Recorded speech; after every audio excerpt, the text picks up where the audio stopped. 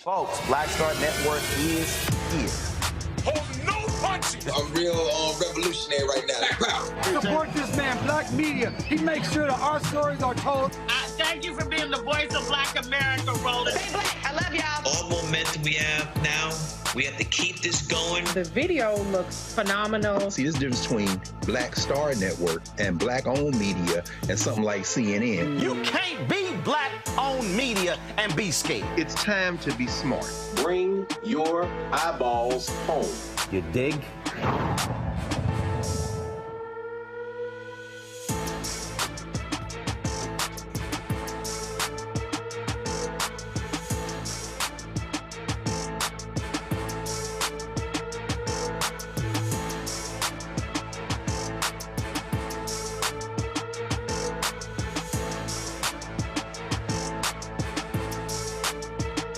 Hi, I'm Isaac Hayes III, founder and CEO of Fanbase.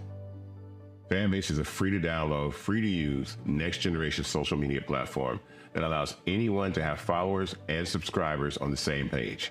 Fanbase was built through investment dollars from equity crowdfunding from the Jobs Act. People just like you helped build Fanbase, and we're looking for more people to help build Fanbase. We are currently raising $17 million in a Regulation A crowdfund on Start Engine. We've already crossed $2.1 million, but we're looking to raise more capital from people just like you that deserve the opportunity to invest in early stage startups without having to be accredited investors. So right now, I'd like you to go to startengine.com/fanbase and invest. The minimum to invest is $399. That gets you 60 shares of stock in Fanbase right now, today. And then use Fanbase to connect with friends, grow your audience, and be you without limits.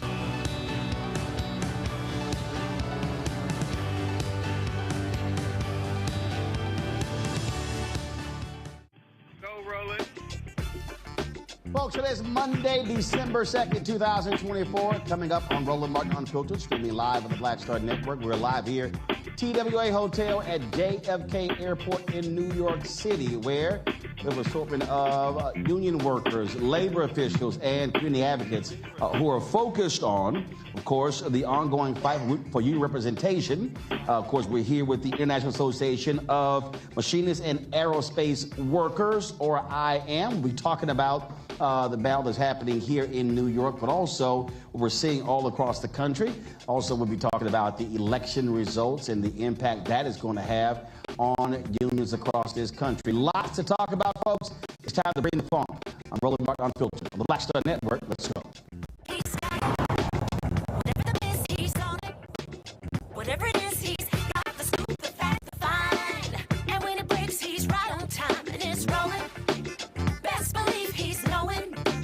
Putting it down from sports to news to politics. With entertainment just for kicks, he's rolling. It's on go, roll, y'all. It's Roland Martin, yeah. Rolling with Roland now. He's funk, he's fresh, he's real, the best, you know he's Roland Martin now.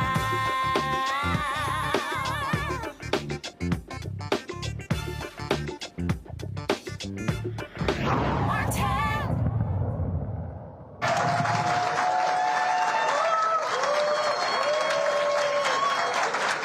Folks, we're here at TWA Hotel in JFK Airport in New York City. And, of course, glad to be here. A couple of months ago, we were in Atlanta with IAM, talking about, again, the effort to unionize Delta ramp workers there.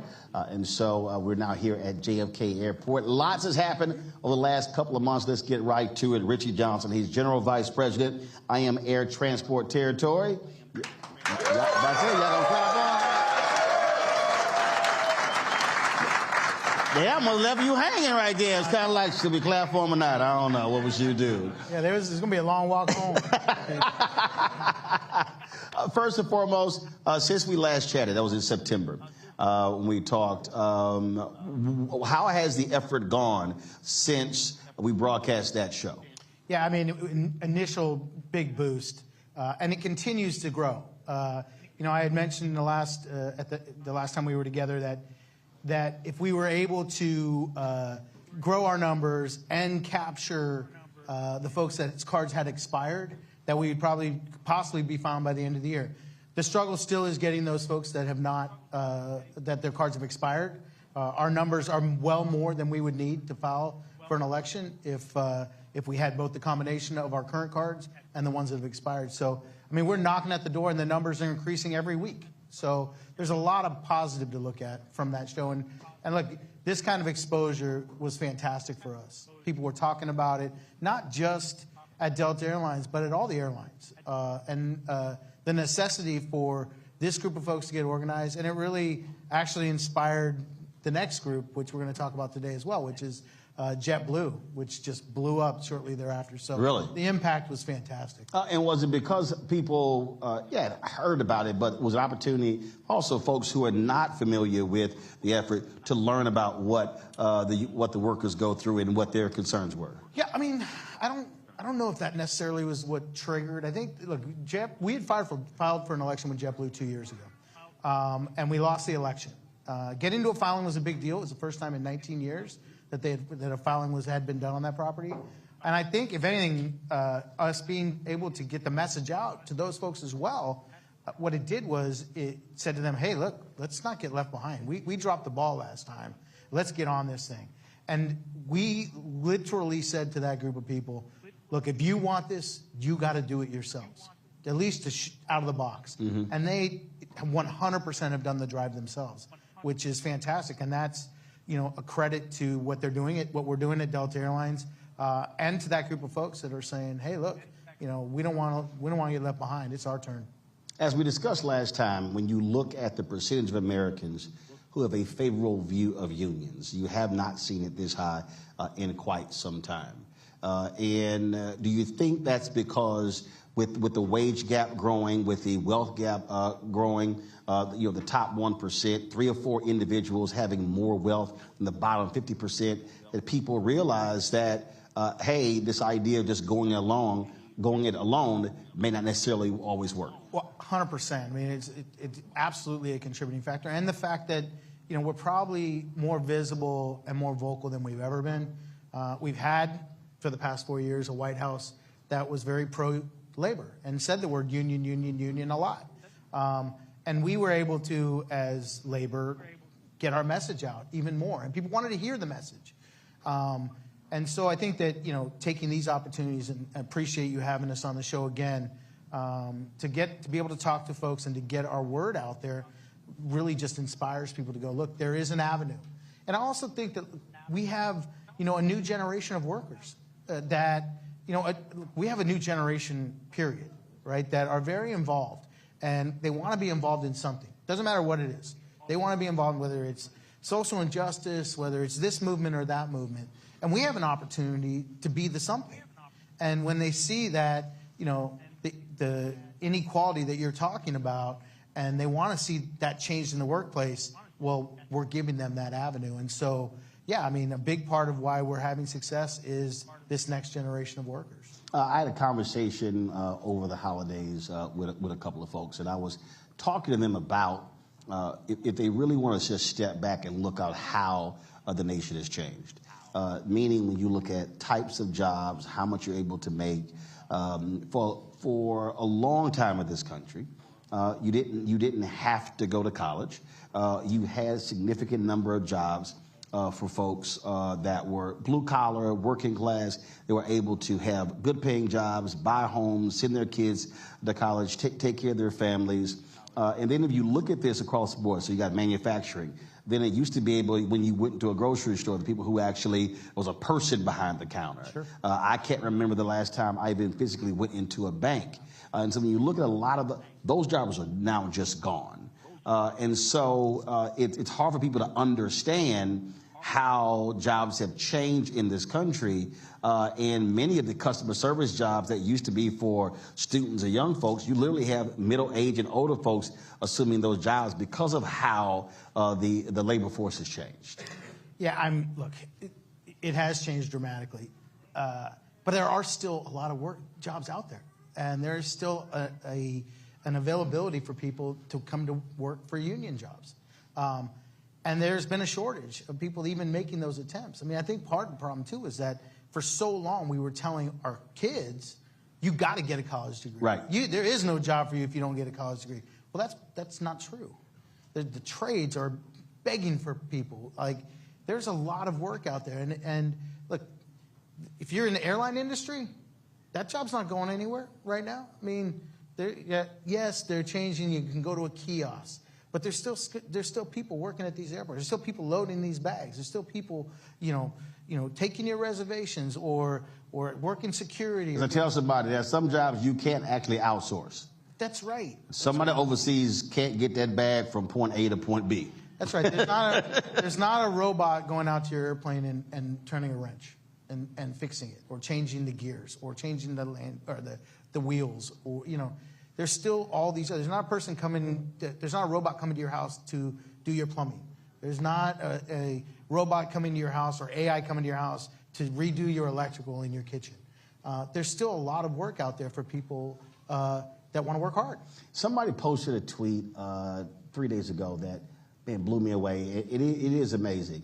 They said it's pretty evil in a country where people are fine with a CEO making $10,000 an hour, but folks are having an attitude of somebody who wants $10 an hour.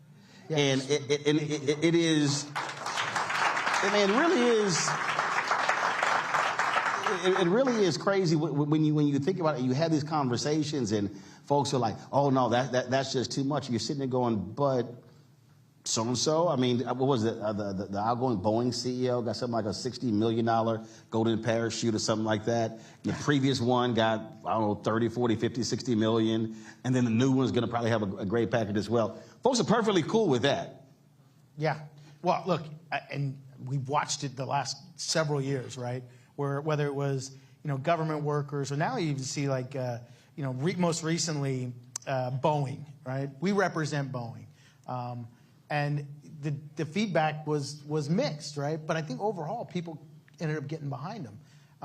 Auto workers, government workers. I remember hearing everyone complaining about pensions for government workers. Like, well, you don't understand how collective bargaining works then, because the way it works is, you go to the table, you negotiate an agreement, and it's give and take. And they maybe gave up something. Maybe they got a little bit less in their wages at some point so that they could have a pension.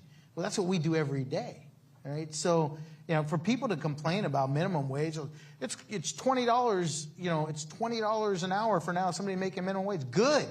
Maybe they can afford to buy the coffee that they're selling you. Because to me, it seems ridiculous, and it's not, it's not going to change the cost of your cup of coffee. Like the cost of your cup of coffee is driven by greed. Like Starbucks, says, okay, let's see what happens when we raise the cup 50 cents. Well, you kept buying it. So let's see if we raise it another 50 cents. Well, you kept buying it. We'll keep raising it until you stop buying it. I think they got crack in that coffee. Yeah, that's definitely. I mean, I see these people at 5 o'clock in the morning, massive line. I'm like, what the hell? I'm like, there's 40 people in line. I'm like, go drink some damn water. I can't. I don't drink coffee. I'm sorry. I ain't knowing. How much? Like $7, $8, $9, $10 for a cup of coffee?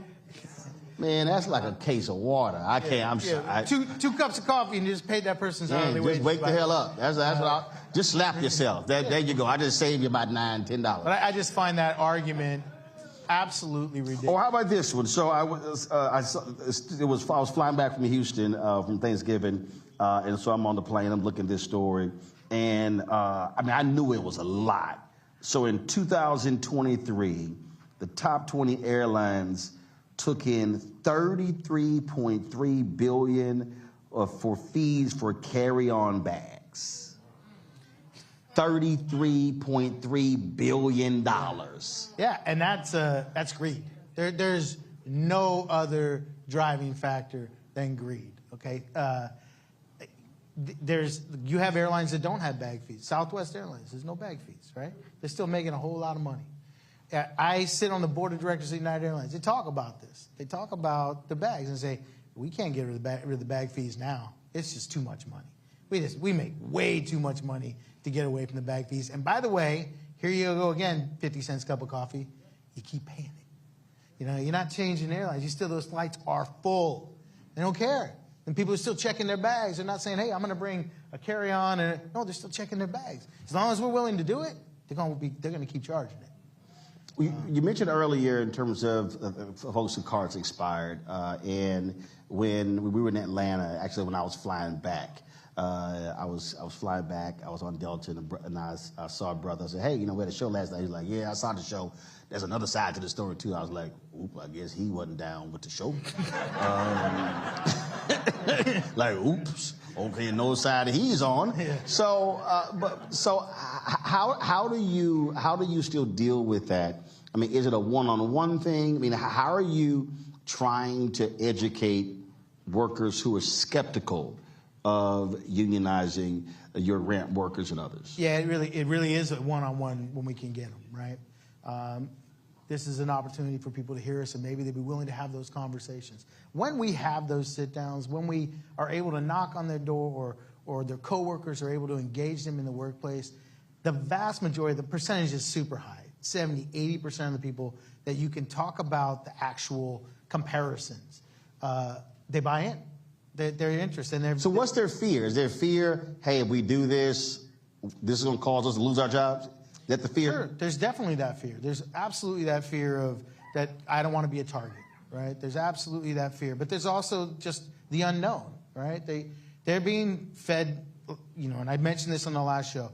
You're getting a relatively close wage to what the rest of the industry gets for them.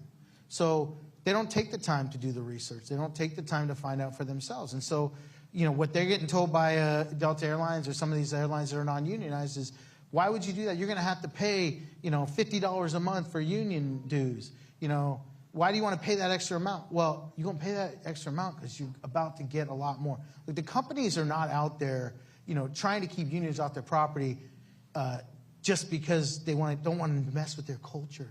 No, they're keeping them off the property because an airline like Delta Airlines is saving $1 billion nearly a year in labor costs because they don't give their employees the same package that every other airline worker that's unionized is getting. So what's that package? So what, for the person who's watching and listening who doesn't know, what are the workers getting if they actually do unionize? Like, so for say, give it. I'm not going to go through every airline, but I'll just take United Airlines as an example. United Airlines, the employees of United Airlines have the top wages, or at some point were the top wages. We're in negotiations again. They'll go back to the top. But the top of the industry in wages, they got a pension, they got a 401k, they have medical plan, they have dental plan, they have paid vacation, they got paid sick leave, they got profit sharing, they got shifts that they get to bid, they get double time, they get overtime, extra pay on their holiday. If they work a holiday, they get double time. Their package is complete. It's not an empty shell where it's painted pretty on the outside with a dollar sign, and then on the inside it's empty. Like, a contract at United Airlines is 300 pages long. And it's not just about that, too. They have protections. They have rights, grievance procedures. If they are wronged in the workplace and a contract is violated, whether it's bidding your shift or picking overtime or things of that nature, they have an ability to say, you passed me over, now you have to pay me. And you have representation to do so. So compare that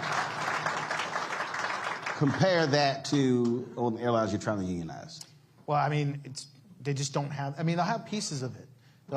Sometimes they'll be comparable in the wages. Not like, if you take a JetBlue, they're not even comparable. They're just not even comparable with the top 5 or 6 airlines. They're not even in the ballpark.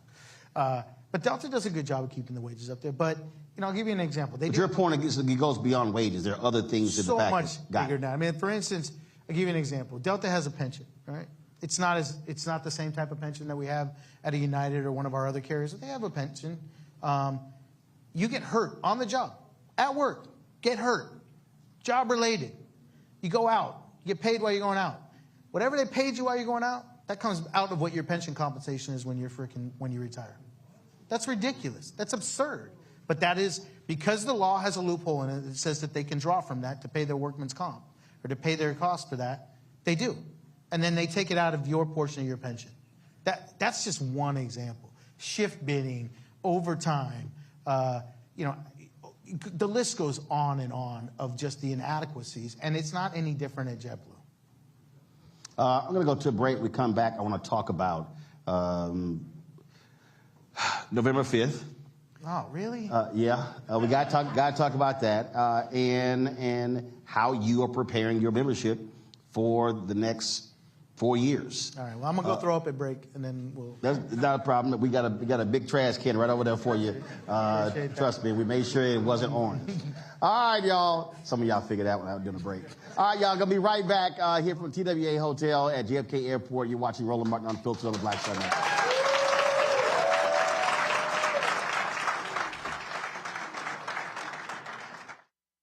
Hi, I'm Dr. Jackie Hood Martin, and I have a question for you. Ever feel as if your life is teetering and the weight and pressure of the world is consistently on your shoulders? Well, let me tell you, living a balanced life isn't easy. Join me each Tuesday on Black Star Network for A Balanced Life with Dr. Jackie. We'll laugh together, cry together, pull ourselves together, and cheer each other on. So join me for new shows each Tuesday on Black Star Network, A Balanced Life with Dr. Jackie.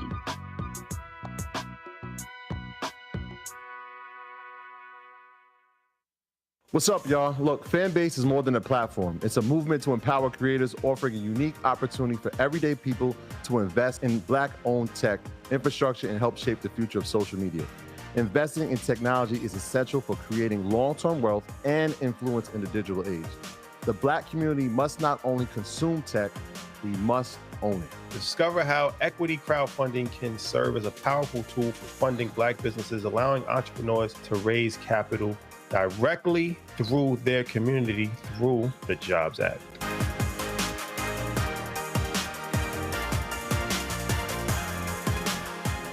Now streaming on the Black Star Network. I had been trying to get a record deal for a long time. You know, when I finally got signed to the Motown record label in 2003, I was 34, 35 years old. And up until that time, I had been trying to get record deals the traditional way. You know, you record your demo, you record your music, and you send it, you know, to the record labels, or maybe somebody, a friend of a friend, knows somebody that works for, you know, the record label. And really, chemistry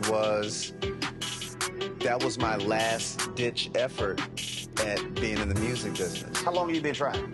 I've been trying since I was a teenager. Wow. You know? And you know. And I'm grateful that it didn't. I'm grateful that it happened when it happened, because I wasn't prepared, you know, as a teenager to embrace all that comes with a career in the music industry.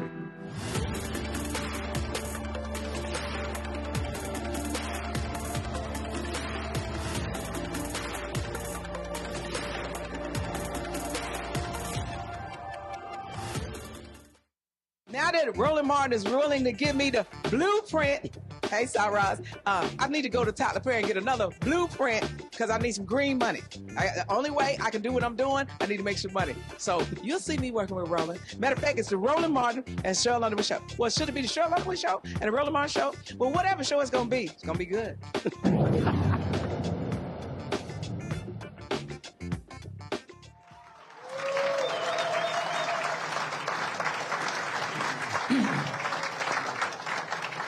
All right, folks, we are back here at TWA Hotel at JFK Airport. Richie Johnson joins us, of course, General Vice President, IAM Air Transport Territory. So last time we chatted, we were in Atlanta in September. Election was 2 months out. Did not go the way many of us wanted it to go. It's amazing to me to listen to people who will say, oh, yeah, I know he said those things. I just don't think those things are going to happen. As we talked about, some of your union brothers and sisters wanted him back in, but unions have a bullseye on their back and on their chest from this incoming administration. Yeah, I mean, it's a scary time, and it is interesting to hear, you know, some of our members that, you know, thought this was in their best interest. It's like they must have selective amnesia, because we had 4 years of it. We saw what happened. I mean, I guess the upside to the 4 years when Trump was in was that we organized like we never had in the past, because wages were so stagnant. because the people he was putting into positions, whether it's the National Labor Relations Board or the National Mediation Board, were so anti-union that the damage that he was doing was horrific to workers. That maybe they forgot that there was over 45 manufacturing plants that closed, many of which we represented, and that those jobs just were going out of this country. And manufacturing increased under Biden-Harris. Well, a lot increased. Wages increased. A lot happened that was very positive and pro-worker, and they certainly were out there, fighting for our cause. I mean, we had the Secretary of Labor was a former union leader until he left, and then they brought in the next one. But a huge labor background. The head of the National Mediation Board, which is the body that governs the Railway Labor Act that we fall under in Air and Rail, had been an attorney for the Machinists Union. There was, the new person that they put into the National Labor Relations Board, huge labor background. These were people that had experience and that were pro-labor. And those have a massive impact in how we are governed, in how elections go forward, the rules behind elections, having stopping the companies from having meetings that just bash unions. There was a lot that happened under that in this administration, and we forgot what had happened the 4 years under Trump. And it's a scary time because they're not being shy about it. He can say whatever he wants about I don't know anything about 2025 or. Well, I'm just going to hire everybody who work with it. But I'm going to hire everybody. Now I'm going to put them in positions of power. Right. And there is a very large section in 2025 that says, get rid of the National Labor Relations Board. Try to do whatever we can to look, Jeff Bezos and Elon Musk are suing, and they want the Supreme Court to rule against the National Labor Relations Board. Yeah. That's real. The list goes on. And it was like, look, they bought into the rhetoric. And it was just... how do you... That's the thing that it is still befuddling to me, that you could have the most pro-union administration since Franklin Delano Roosevelt. It's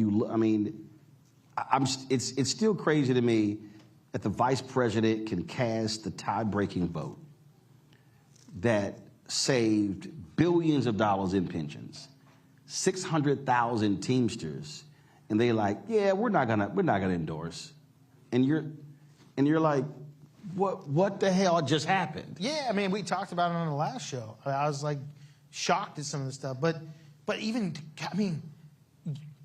we talk about hearing the words right out of his mouth, like out of his own mouth, in his conversation not that long before the election with Elon Musk. He said, if workers are striking, fire them.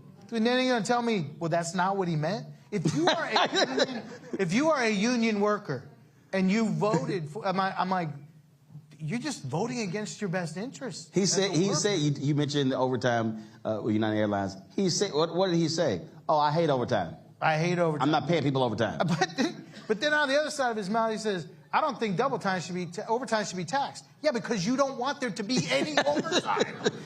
We can just eliminate taxing on overtime as long as there is none, right? And so, that works.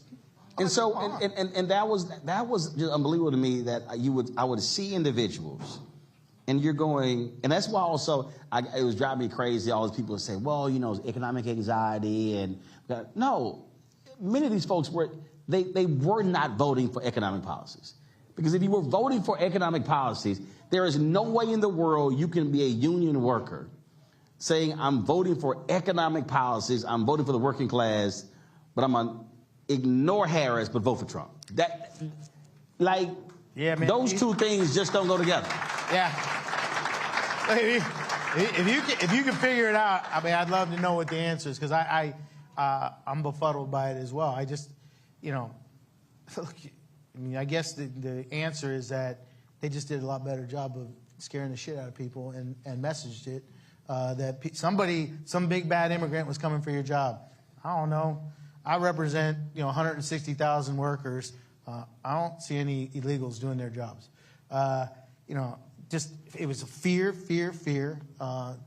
And people, it's hard, I think, for a significant portion of our country to look outside of their backyard. Mm-hmm. And they don't even really leave their backyard because they can't. Because if they did any research, now I am fortunate because with my work I get to travel the world. And I serve on boards that are global boards. And I know how people view the economy of the U.S. And I know the impact of inflation and what happened through COVID to most other countries in the world. Like 200% inflation. Like, the U.S. dollar is a beast anywhere else you go in this world. And they envy, what our economy has done because we turned it around. Yeah, how it recovered. 3 years. But let's be honest. The Democrats did a shit job of selling that. They did. I mean, I wish it would have been better, but it wasn't. And it was easy to, for Trump to get up there with a thing of Tic Tacs and say, you know what these things cost? Or a carton of eggs or whatever. And people bought into that shit. Yeah, they bought into the eggs being high, but overlooked that there was an actual trial where they fixed the prices on eggs. And there was a literal trial. They were found guilty. It was kind of like, that's the little details. That's little details. So how do you prepare your members, though, for what is about to come down the pipeline? Because I don't know. Folks have to be prepared for absolute chaos and the concentrated targeting of unions by his folks. Yeah, I mean, I look, we have to just keep messaging. But look, I hope I'm wrong. I mean, I hope that, I like the person that he put in as the new Secretary of Labor. She has a strong labor background. The Congresswoman out of Oregon, Lori Chavez DeRemer, she co-sponsored the PRO Act. So there's hopefully she will continue to be pro-labor. But that doesn't mean that every other appointment he makes, whether it's the National Labor Relations Board or the National Mediation Board or all these other things, couldn't go away. And it doesn't mean like every other person that he's put in there that she won't change her position and carry the company line. So it's a terrifying time, but we have to continue to do what we always do. Look, we had 4 years of it before, and we fought, and we fought hard, and we organized, and we kept battling, and we'll do what labor always does, which is fight for workers and let them know what we're doing and let them know what this administration is doing. And quite frankly, if he does all the things he promised, then we'll sing that loudly and proudly. I saw 4 years of the exact opposite of that. And I have a hard time believing that that's going to change. But man, I hope I'm wrong. Obviously, people focus on national elections. And one of the things that I've been reminding folks that, look, there's an election every single year. Next year in Wisconsin, there's a Supreme Court race. That's huge. We've seen the attack on labor unions by the Republicans in Wisconsin, and things when Democrats took a 4-3 lead with the last Supreme Court seat, that completely changed the composition of the court. I look at North Carolina. Allison Riggs won for re-election by 600 votes. The Republicans in North Carolina right now are trying to vacate her win to order a new election because they got 5-2. They want to be 6-1. So one of the things that I was reminding people that there are other places, there are state races, those Supreme Court races that are critical because those Supreme Courts have played a huge role in a lot of these labor decisions, not just, again, what's happening federal, but also what's happening on state level. Are y'all also involved in a lot of those races? Absolutely, very much so. In fact, our director of legislation is here today, and we talk about that all the time. With from the bottom up, we have to win these other elections, whether it's local, state, or federal. But every one of those is hugely important now. And in 2 years, we'll be looking at the House and the Senate as well. And so we're already preparing for that. And looking for, what the future could possibly be. We were talking earlier, and you said one of the things that even labor had to learn is how to pound his chest to get people to understand what wins look like and successes, and not just sort of just hop from one thing to the next. And you mentioned how previous 4 years, how you really focused on organizing and mobilizing. And Lee Saunders talked about this and asked me, he said we had to go back to basics to really get folk to understand and go back and have real conversations direct with our members to understand why we matter. Is that what happened? Is that what y'all had to do? Yeah, I mean, we completely revamped how we communicate and made in-person visits a priority. But it wasn't just that. It was that we had to change our whole communications. Like, we had to make sure that we had a presence on all the social networks, whether it's, Facebook or Twitter or Instagram or, go down the list. Use every avenue, including things like snail mail and email. So they have TikTok videos of you dancing? Well, I mean, did somebody put that out again? Hey, listen, it was really good. I'm just saying, I was crushing it. But no, we're trying to do as much as we can, including being on your show. Like all of this is important. It's, we take for granted that people will understand. They'll just know. Like, we just negotiated an amazing deal with American Airlines. Makes them top pay in the industry. They're nearly, for a fleet service worker, they're nearly making $40 an hour. All right?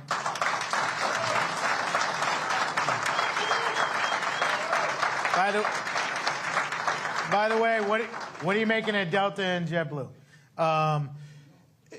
But we don't. Where we fall short is that instead of going out and spending an enormous amount of time and just pounding our chest and going, look what we did, we go, we got a merger with Alaska and Hawaiian over here. And we gotta make sure that we take care of their security, and we gotta make sure that we negotiate a transition agreement that keeps them at the top of the industry. And so you just keep moving from issue to issue, and sometimes we take for granted. Mm-hmm. So we've really focused on trying to make sure that the world of workers knows what we're doing, and we continue to do that. And I think, look, as much as we're doing that, as much as we're on the Roland Martin show, or we're putting information out, in the different social networks, when I go to a break room, I go to as many as I can. I have an office in D.C. I'm there twice a year. Like, I don't go to the office.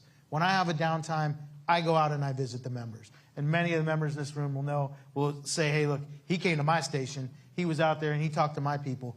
I go out there not because I want to say, pat on the back. I go out there because I want to talk to them about what their issues are, but I also want to tell them about what we've been doing. And when I go to those break rooms and I say, hey, did you know that this happened, this happened, this happened, this happened, this happened? And unless it's on their carrier, they probably don't.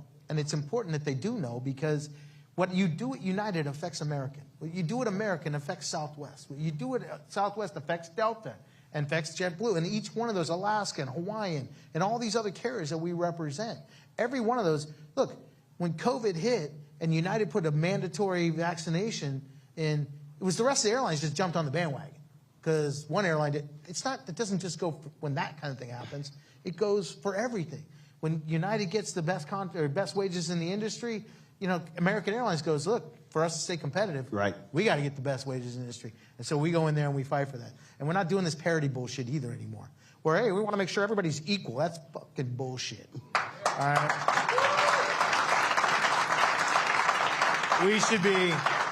We should be building on our victories. When we made Alaska Airlines the highest paid in the airlines, then we did Southwest, then we did United, then we did American, and we'll do United again, and we'll keep building and building and building.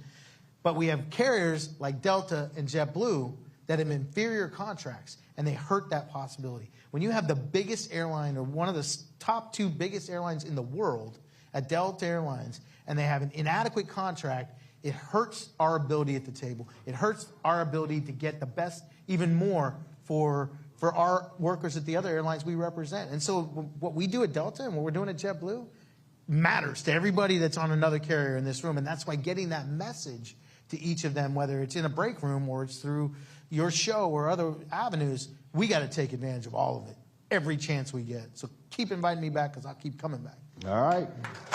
Gonna go to a break, come back, we'll chat with some of these workers as well. Folks, you're watching Roland Martin Unfiltered on the Black Star Network. Don't forget to support the work that we do. Join our Bring the Funk fan club. Your dollars make it possible to travel all across the country doing shows like this. If you want to support us via Cash App, don't forget to use this QR code Stripe. Tell your Cash App lost their mind, changed their damn rules, got rid of all of our accounts. But we figured a way around that, so we use the QR code. You can still do Cash App. Also, my folks who don't trust any of this stuff, they still send checks and money orders. They do. I get about 30 a week, and they still cash the same. P.O. Box 57196, Washington, D.C., 20037-0196. PayPal is R Martin Unfiltered. Venmo is RM Unfiltered. Zelle, Roland at RolandSMartin.com. Roland at RolandMartinUnfiltered.com. Don't forget, download the Black Star Network app, Apple phone, Android phone, Apple TV, Android TV, Roku, Amazon Fire TV, Xbox One, Samsung Smart TV. Be sure to get a copy of my book, White Fear, How the Browning of America is Making White Folks Lose Their Minds. Available, bookstores nationwide. That is the name of the book, y'all, seriously. And don't forget, y'all, our new shirts are out. I'm going to wear it probably on the show tomorrow. Y'all see the shirt right there. Don't blame me. I voted for the black woman. So y'all go to RolandMartin.creator-spring. RolandMartin.creator-spring.com. Yeah, y'all, that's a real shirt. All right, I'll be right back. I'll be ordering mine. Thank you, brother. All right, let's see. On the next Get Wealthy with me, Deborah Owens, America's Wealth Coach, Black Americans have 1/10 the wealth of their white counterparts. But how did we get here? It's a huge gap. Well, that's why we need to know the history and what we need to do to turn our income into wealth. Financial author and journalist Rodney Brooks joins us to tell us exactly what we need to do to achieve financial success. You can't talk about why we are, as Black people, where we are, unless you talk about how we got here. Bridging the Gap and Getting Wealthy, only on Black Star Network.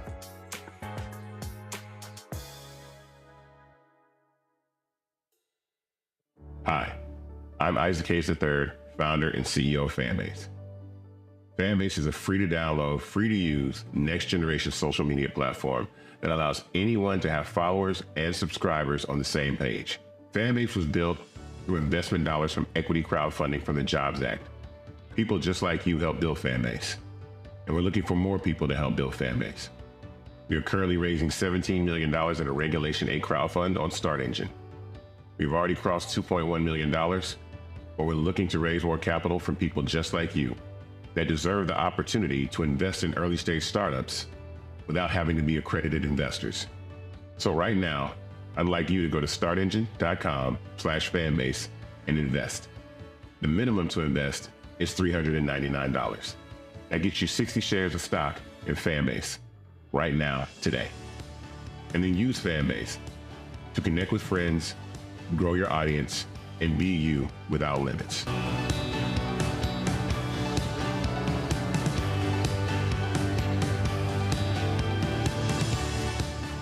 Hatred on the streets, a horrific scene, a white nationalist rally that descended into deadly violence. White people are losing their damn minds.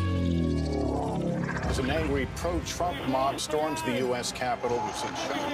We're about to see the rise of what I call white minority resistance. We have seen white folks in this country who simply cannot tolerate black folks voting. I think what we're seeing is the inevitable result of violent denial. This is part of American history. Every time that people of color have made progress, whether real or symbolic, there has been what Carol Anderson at Emory University calls white rage as a backlash. This is the rise of the Proud Boys and the Boogaloo Boys. America, there's going to be more of this. Here's all the Proud Boys, Dave. This country is getting increasingly racist in its behaviors and its attitudes because of the fear of white people. The fear that they're taking our jobs, they're taking our resources, they're taking our women. This is white fear.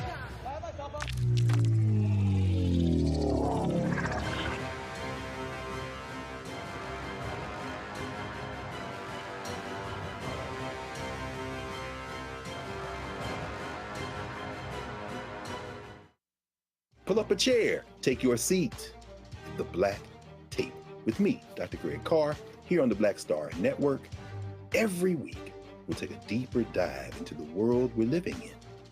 Join the conversation only on the Black Star Network.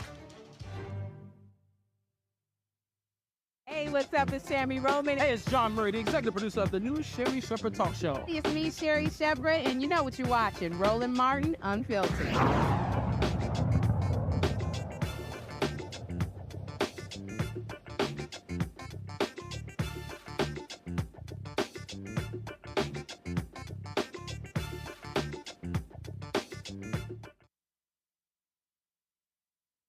Delta and JetBlue workers are fighting for a voice at work. These airline workers deserve a fair shot at a better future. I support them as they seek to join with the IAM. By staying neutral, Delta and JetBlue can show they respect their employees and their right to organize.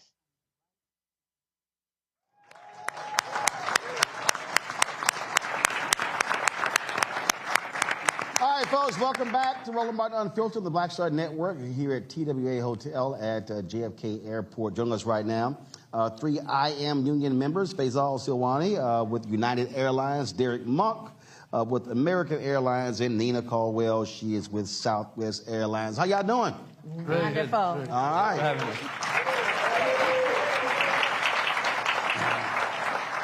So, Nina, I'll start with you. So, for the person out there who doesn't understand that they don't work for an airline, they're part of a union, why does that matter?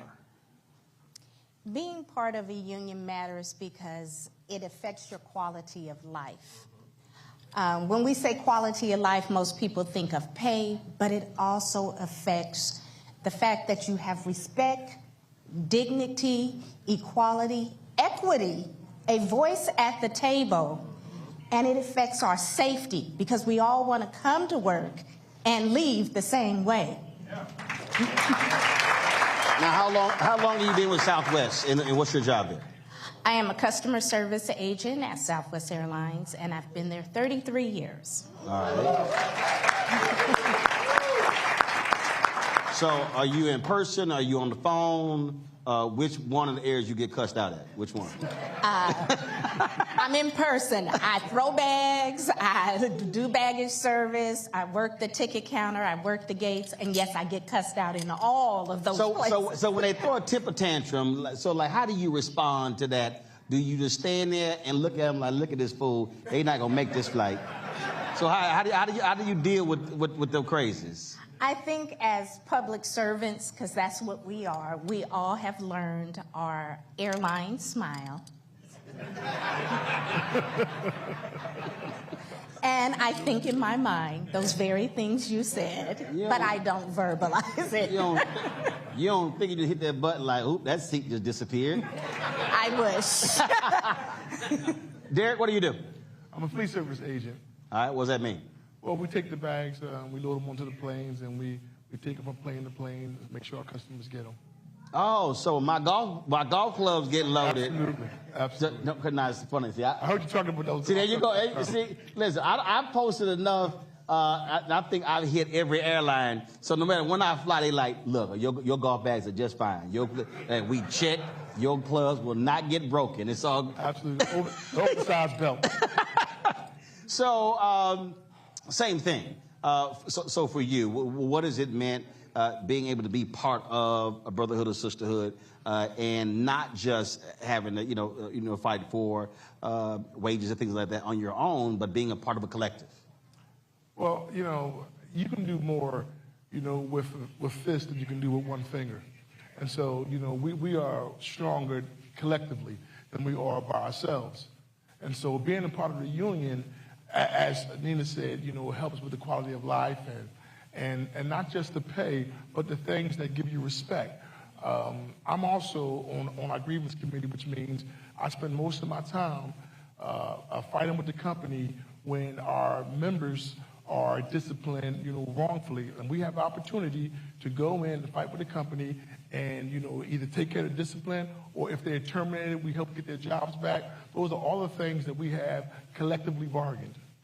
Faisal? I'm a ramp service employee. I love it. Bags don't. How long you been doing it? 18 years. 18 years. Love it. The bags don't talk back. But yeah. But let me tell you, smart bags. Oh yeah. Oh yeah. So, you've probably heard that expression of the airport life, right? You work crazy hours, having to do doubles, sometimes not going home for 2 days, especially when you call in those snowstorms. So quality of life has always been a big topic for me. Being on the grievance committee and being the frontline voice for the members is very impactful. And actually, I'm currently on the negotiating team for United.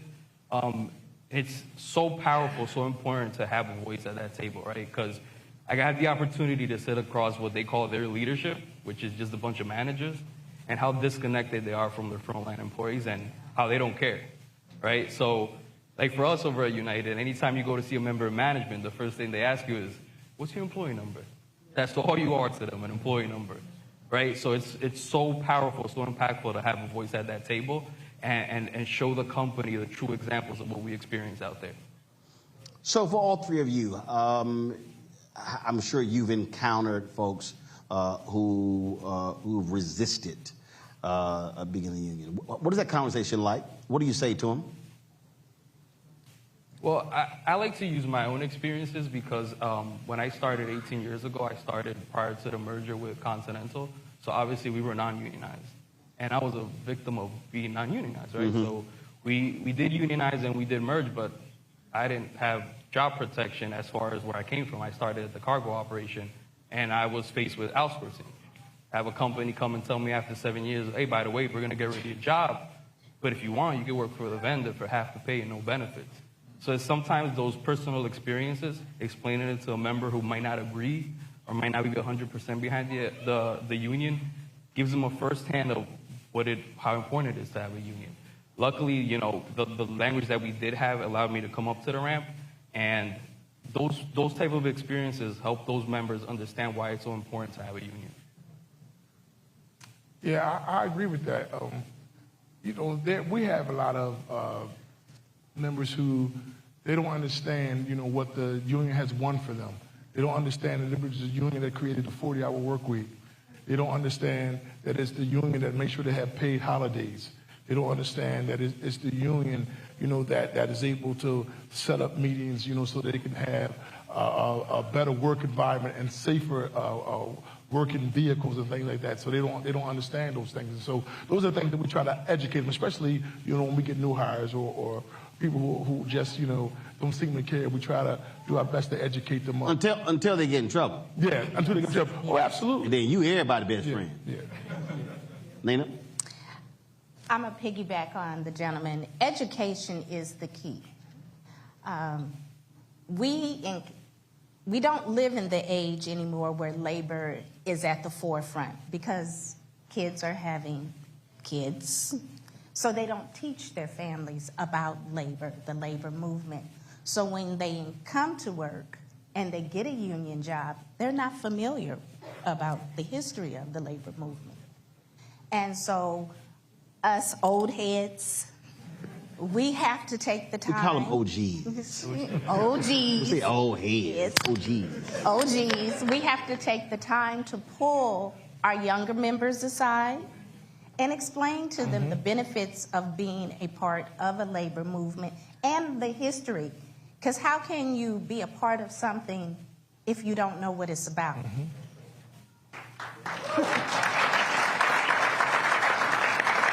So when you face resistance, how do you deal with it?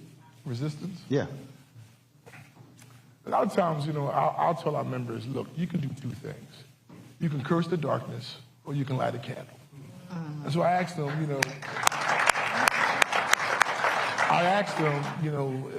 get involved. There's a man in the audience right now, Gil Simmons, who is the reason why I'm sitting in this chair right now. Because 18 years ago, I got in a situation where it wasn't my fault. He came to my rescue and asked me to get involved, and that's why I'm sitting here right now. Who's Gil? That's Gil right there. All right, stand up, Gil. He gave you a shout out. There you go. So he asked me to get involved, and I got involved so that what happened to me wouldn't happen to others. And so, you know, I always say, listen, you can talk about it, you can curse the darkness, or you can light a candle. Let's see what you can do. Bring your skills, bring your talents. Let's see what you can do. Help the union, because you are the union.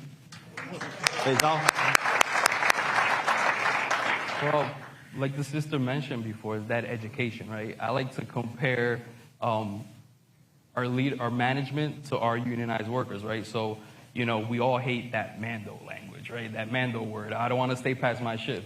So I like to educate them. See, that's the perfect example. We're only required to stay 4 hours. Your supervisor, they might be here till tomorrow. So I think that education shows them how important it is to have that contract, those rights, and it just opens up their eyes to, wow, how different things could be if we didn't have that contract. And that resistance tends to step back a little bit once you educate them.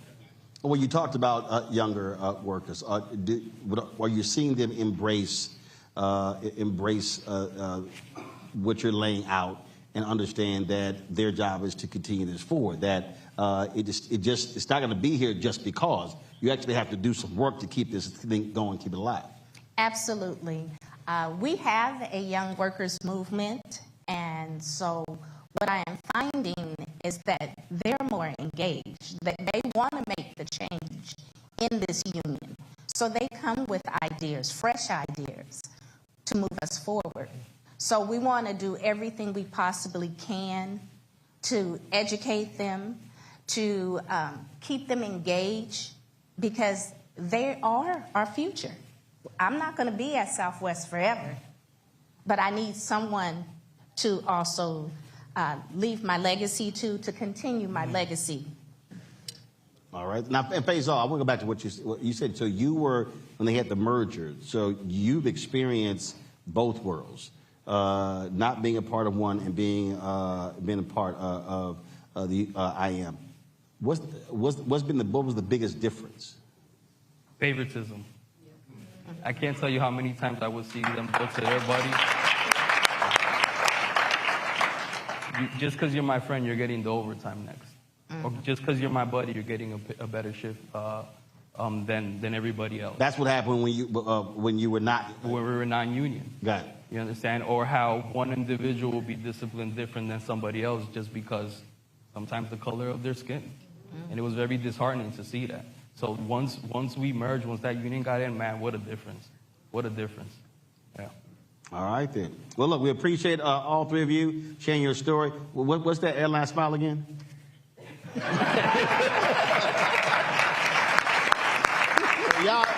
y'all act the fool, y'all see that smile, y'all know what's coming next. I'm just saying. I appreciate it. Thanks so much. All right, y'all. We're going to continue the conversation on the other side in our second hour. Folks, you're watching Roland Martin Unfiltered right here on the Black Star Network. Back in a moment.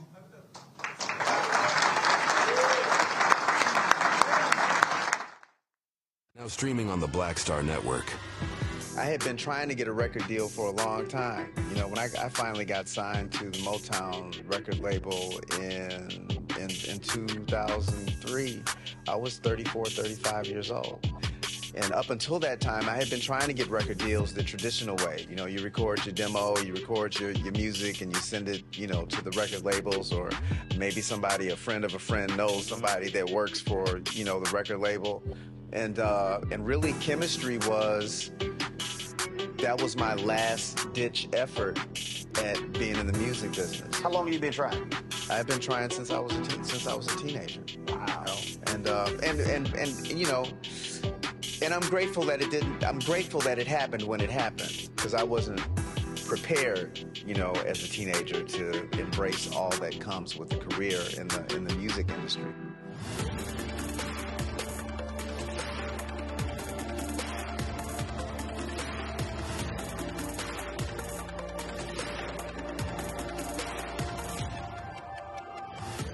What's up, y'all? Look, Fanbase is more than a platform. It's a movement to empower creators, offering a unique opportunity for everyday people to invest in Black-owned tech, infrastructure, and help shape the future of social media.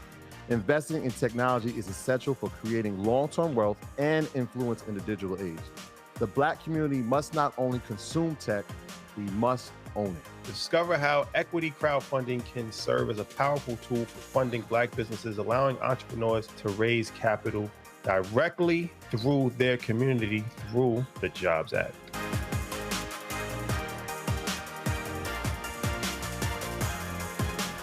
Hi, I'm Dr. Jackie Hood Martin, and I have a question for you. Ever feel as if your life is teetering and the weight and pressure of the world is consistently on your shoulders? Well, let me tell you, living a balanced life isn't easy. Join me each Tuesday on Black Star Network for A Balanced Life with Dr. Jackie. We'll laugh together, cry together, pull ourselves together, and cheer each other on. So join me for new shows each Tuesday on Black Star Network, A Balanced Life with Dr. Jackie.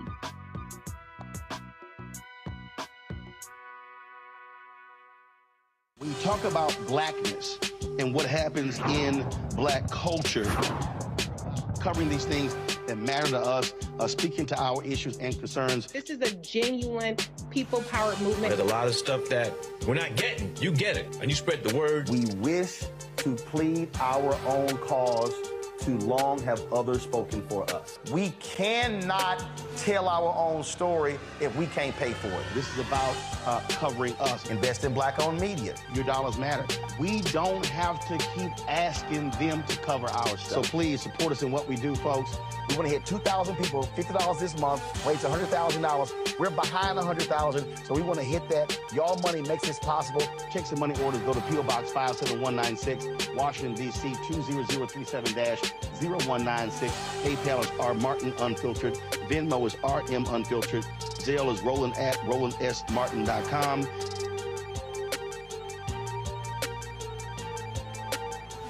On the next Get Wealthy with me, Deborah Owens, America's Wealth Coach, Black Americans have 1/10 the wealth of their white counterparts. But how did we get here? It's a huge gap. Well, that's why we need to know the history and what we need to do to turn our income into wealth. Financial author and journalist Rodney Brooks joins us to tell us exactly what we need to do to achieve financial success. You can't talk about why we are, as Black people, where we are, unless you talk about how we got here. Bridging the gap and getting wealthy, only on Black Star Network.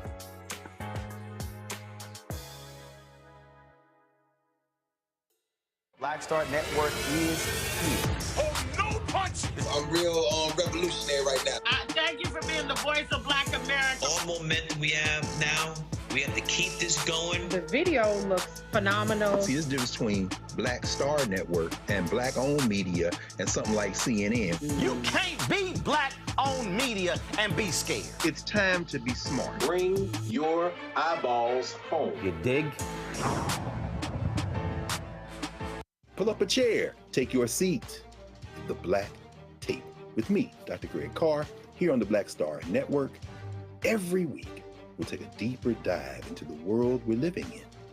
Join the conversation only on the Black Star Network. Hatred on the streets, a horrific scene, a white nationalist rally that descended into deadly violence. You will not. White people are losing their damn minds. As an angry pro-Trump mob storms the U.S. Capitol, we've seen shooting. We're about to see the rise of what I call white minority resistance. We have seen white folks in this country who simply cannot tolerate Black folks voting. I think what we're seeing is the inevitable result of violent denial. This is part of American history. Every time that people of color have made progress, whether real or symbolic, there has been what Carol Anderson at Emory University calls white rage as a backlash. This is the rise of the Proud Boys and the Boogaloo Boys. America, there's going to be more of this. Here's all the Proud Boys, guys. This country is getting increasingly racist in its behaviors and its attitudes because of the fear of white people. The fear that they're taking our jobs, they're taking our resources, they're taking our women. This is white fear.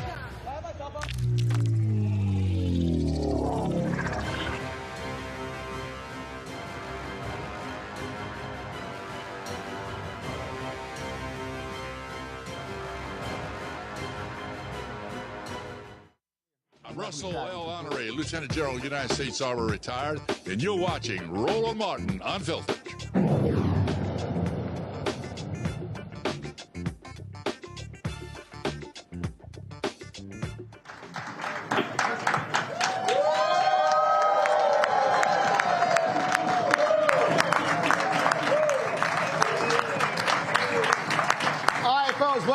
TWA Hotel, JFK Airport. We, of course, here with IAM and a lot of work that they're doing when it comes to unionizing airport workers across the country. We're joined by three right now. Interesting mix of the panel right here. One, this will get me. So Dan McCurdy is Delta Airlines rent worker out of Minneapolis. Okay, not union. But David Pink, USW union member at Delta from Montreal. They are union. And then Rich Jarvis, grounds op geo, JetBlue in Boston, not union. So I got to start with you. How in the hell are you Delta and y'all unionized, but he's Delta and not? Well, I'll tell you, Roland, after the merger with Northwest Airlines, what was it, 2008, I believe? So we had one unionized group of employees and another group that wasn't. That was Delta. Northwest Airlines, we had a collective bargaining agreement. In that agreement, we had a no outsource clause in our contract, which still exists today. Article 2D, Delta can't outsource our jobs. That's in our collective agreement.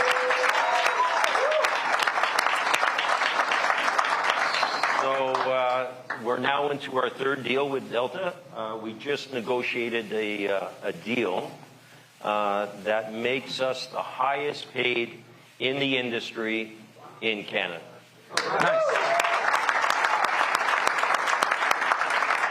And that was all because of the Northwest deal. No, this is the third deal since the merger. No, I'm saying is initially. Yeah, initially, Northwest was unionized, and then when there was a merger, they had to accept the terms of that deal. Exactly. So the Delta group got furloughed. The Northwest were the surviving group for the airline. Wow.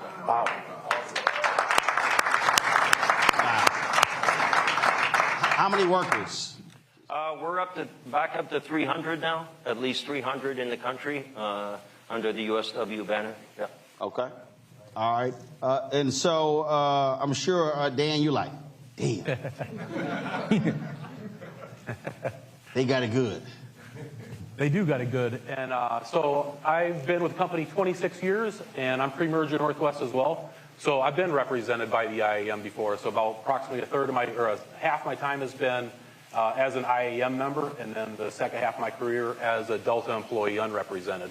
So, and the difference between the Canadian workers and ourselves is the laws here in the United States say that we have to organize system-wide across the United States. So if we want to gain union representation under the Railway Labor Act, we have to organize all 45 cities. So not just locally, all cities? All 45. I mean, that's one of the biggest hurdles that we have, is that it's such a huge organizing drive. There's about 19,000 Delta employees, and it's hard. And these cards, they expire after 1 year. And not every employee is paying exact attention to everything that's going on at work. So they don't realize that their card expires. Right now, today, if all of the cards were valid, we could file for an election tomorrow. That's how much support that we have for unionization at Delta.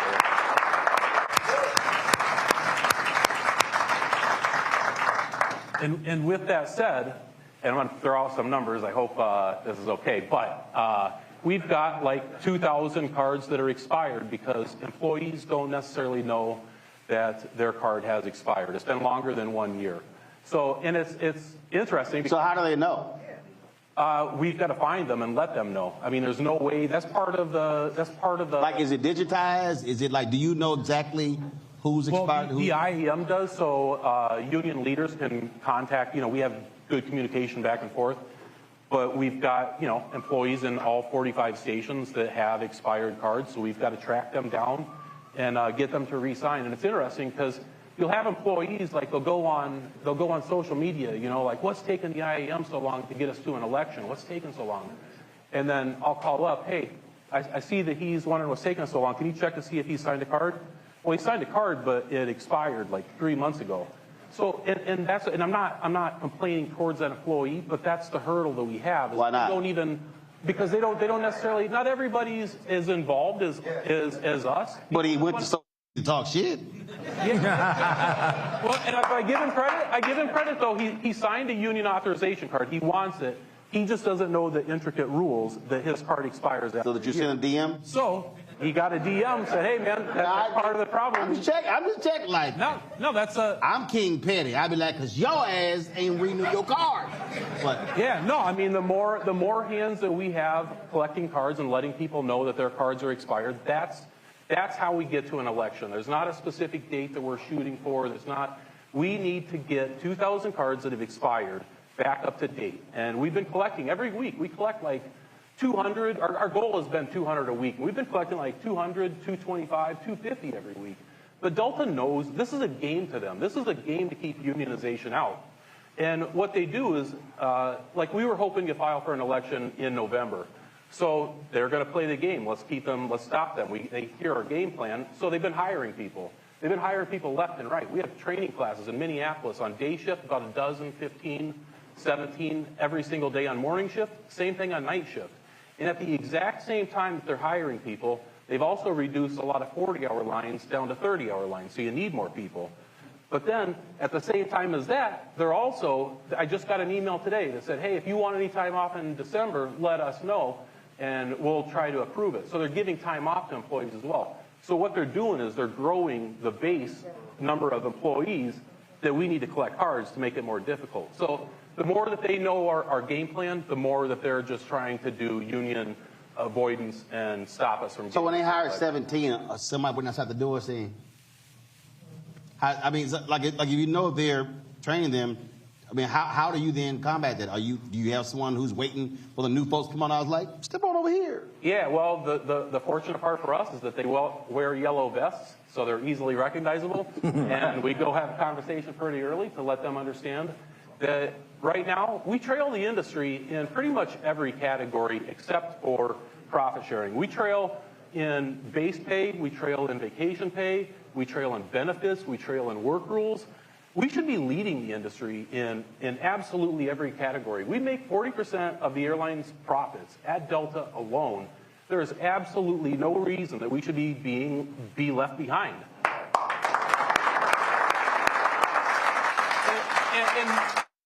And no disrespect to any of the other airlines out there as well. When we get to a union contract, we're going to be negotiating from a different standpoint than what the other airlines have been able to, because we make so much profit. This airline has the ability to take care of every employee from head to toe. They're just choosing not to do it. So with the union, we can do that.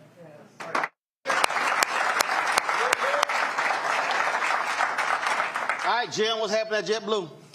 Well, we went to a vote 2 years ago, and JetBlue came around to all the break rooms system-wide and scared the living shit out of everybody. How? They told all the workers that they would lose roster apps, and that's our ability to, pick up shifts, trade shifts. It's how all your scheduling is done for your work week for the next month, several months. Then they also told them that they would lose their flight benefits. They basically absolutely scared the living daylights out of them. So they literally just said it. Right out in the break room. And then they also told them that you could lose everything else. Whatever your pay is now, you could go down to minimum wage. You could lose everything. I was actually cracking jokes saying, yeah, they could come to your house too and just basically take your Christmas gifts. You're going to get nothing. But then on the same hand, they went around to all the break rooms and they asked everybody to give them one more chance. Give us a year to fix this. And we went to the vote 2 years ago in February, and we lost. I went back to work on the ramp. What was the vote? What was the percentage? How much you lose by? It was ugly. It wasn't pretty. I was there. It was a bitter pill. It was 460 to, I believe, almost 900. Okay. But we had all the cards. We had everything in place. And I'll tell you, the numbers were reversed. And we were shocked. And a lot of people that signed cards, they're like, Jarvis, I'm thinking, maybe we'll give them another chance. I'm like, I don't know how that's going to work out for you. A lot of people that didn't want the union, a lot of those people wound up getting fired for very minor, petty things. A lot of the management that promised to fix everything, this, that, the other thing, they were out the door too. JetBlue just basically got rid of a lot of people. A lot of people quit. As bad as Delta is non-union, a lot of people leave JetBlue to go there. We're far worse with the benefits. And the money is, we're probably several dollars an hour lower, but the benefits are far worse at JetBlue. And they speak to everybody about the direct relationship between, you can come in the office and talk to us at any time. Well, only a fool would do that. I mean, you know what I mean? It's like... First of all, what are we going to talk about? Yeah, we're going to talk about you cleaning out your locker first. That's what basically, when they say go to HR, I'll go to HR. I'm like, HR is not on your side, guys. It's not set up by the company. They said give us a year. What happened after a year? Things got far worse. It went from bad to worse. It was like an absentee landlord was running the place, and people were complaining, and I actually told some of them, this is what you wanted. You signed up for this. I know who pretty much wanted it and didn't, and, well, guess what? You got what you wanted. You sound like when I'm preparing to tell all the people who voted for Trump, I'm like, don't come. Yeah, hey, listen. Like, what was my man in the video? No, it's above me now. It's above. Right. I mean, people, they want to complain after the fact, but they could have done something about it. Listen, you want pepperoni on your pizza? Don't complain when you got pepperoni on your pizza. That's all I'm telling you. And then a lot of the people and this is what happened. A lot of the people, I haven't asked anybody for a union card in Boston. We have about 130. They're coming to me. When the time comes, when I'm going to push them, but we have such a turnover problem. Mm-hmm. It's every day, every week is training day. It's in Boston. For a station that has about 550 to 580 people working ground ops in Boston, we're on pace to hire approximately 500 people this year alone, this calendar year. It's constant. The bottom, almost 50 to 60% is in and out the door. Man. Yeah, and that brings up a safety issue because inexperienced folks haven't been trained properly. It's not the same as driving a car when you're driving the tug with the luggage carts behind you. You don't realize you have 4 carts, then you run somebody over. The reason I think listening to all three of you talk, again, for the average person, they're getting on planes, they're just flying, they pay no attention to any of this, don't know any of this sort of stuff.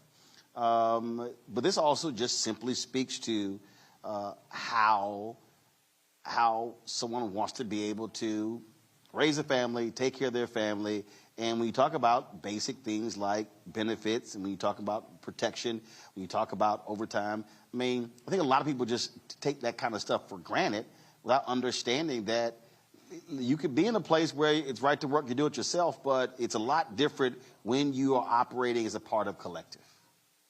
And again, in your case, seeing the best of both sides of it has to be also, very difficult to explain to folks what it feels like.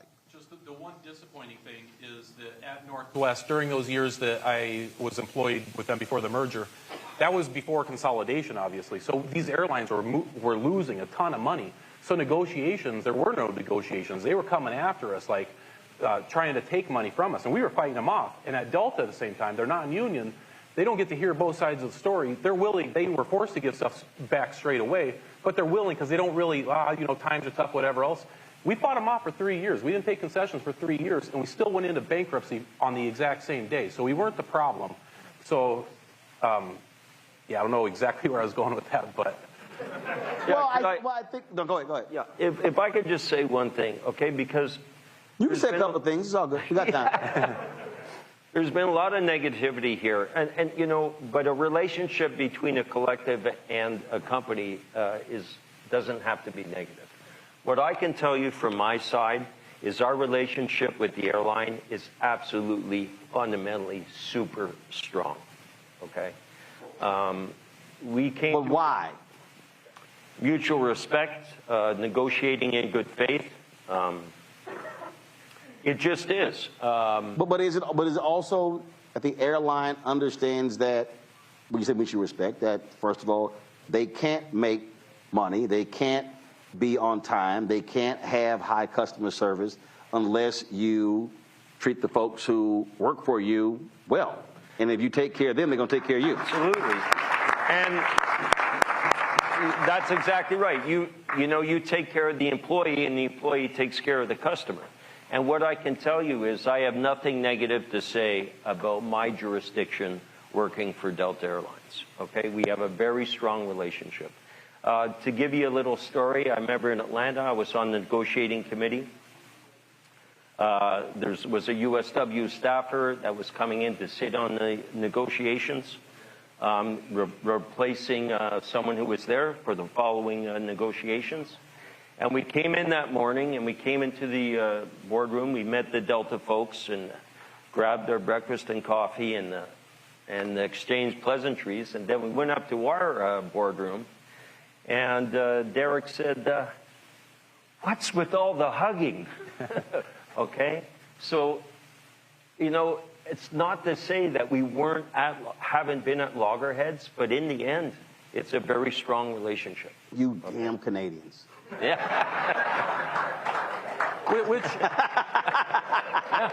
It's interesting to hear him say that, because on the anti-union propaganda side of it, they're telling us that it's going to destroy the relationship, that it's going to make things horrible, that it's going to be combative every single day. And you're listening to another Delta airline employee working with the same company that's doing negotiations, and it's going great. They're getting along. They're hugging like too much, you know? So it doesn't have to be.